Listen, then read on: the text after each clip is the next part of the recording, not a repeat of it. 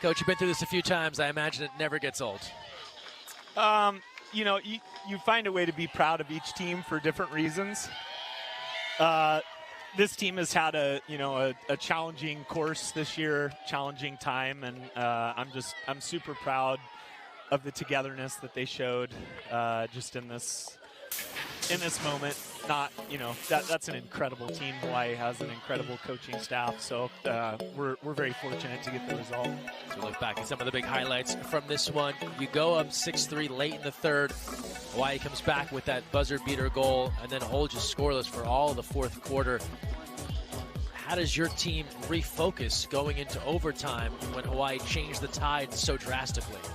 I guess we did the same thing Hawaii did to us in the fourth quarter. I mean, they refocused and came back, and that's the thing is that these two teams are loaded with talented players, and so as a coach, when you have a result that's so tight like that, you're just thinking about any one shot, any one play could just change the tide of the game. So it doesn't surprise me. I just know we have great players on both teams. So, I mean, even in the overtime, right, goal and then a goal and then a goal and then a goal. So it's fun to play them. It's nerve-wracking to play them. I have so much respect for their student athletes and their coaching staff and just the togetherness that they have and the way that they play. I never feel comfortable in a game with them. You faced a ton of 6-on-5s. You held them to 4 for 14. And you talked during the week about how you were excited for Erin Tharp to get this opportunity. And she seemed to make some crucial blocks when you needed them most. What did you see from her today? She was really good. First of all, I'd just like to give a shout-out to Adam Krikorian for making me understand how important five-player is when you get to these moments and how crucial it is. I learned a lot from him about that and the attitude that your team has to carry. And I've tried my best to give that to my team, and I felt like they really had that. We were not a good shot-blocking team to start this year. And we found a way to become a great shot blocking team. But as for Erin, I think for her, she's been waiting for an opportunity like this for a while. She's a grad student for us at UCI, and I'm super proud of her and excited for her that she got a chance to play in a game like this and a tournament situation like this. In so many of these big matchups, and Cammie was just talking about it, the person who comes up big offensively isn't always the one that might be the first, second, third, or fourth person on your depth chart. Arian Grisham plays a vital role today with 3 huge goals. Yeah, it's funny. We had a conversation earlier this year. She missed a few shots against Long Beach that were really close in our last conference match. And I just told her to keep shooting because a moment's going to arise where those goals are going to be important for us.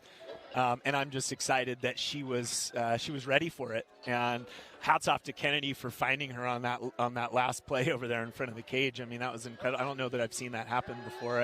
I'm not even sure. You can't see it from our end, so I'm not sure exactly what it looked like or how it took place. But so excited for all of them. I mean, the fun of both of our programs is I feel like at any moment, any of the 6 players in the water, offensively or the goalkeeper, can make a play that changes the game, and that's what's so fun about this. So you win this title, you're off to the NCAA tourney, and the quest for your team has always been not just to get to that tourney, but now to make something out of it. So how long do you get to enjoy this before you start focusing on how to make a run in Stockton? We're gonna give them the day. We'll do something to watch the tournament. I'm really hopeful that Hawaii gets in as well. I think they've put together a really good season and have a great argument. So in my opinion, Hawaii should be in the tournament. And we may have to play each other in the first round. So it's highly likely that could occur.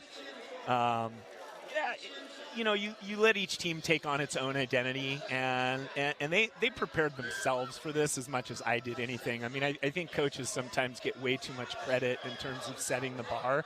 This team set its own bar and expectations, and I expect that they'll do that moving forward. I'm just excited I get to go home to the Central Valley. I'm coming there, James. I'll see you, man. Fantastic. Dan, congrats on the big win to you and the team here, and looking forward to seeing you in Stockton in a couple of weeks. Thanks so much, Greg. Thanks for being here and doing this. I appreciate it. Dan Klatt taking this UC Irvine team back to the NCAA tourney, a 6th Big West championship title. Now time for the trophy presentation. Let's take a closer look at this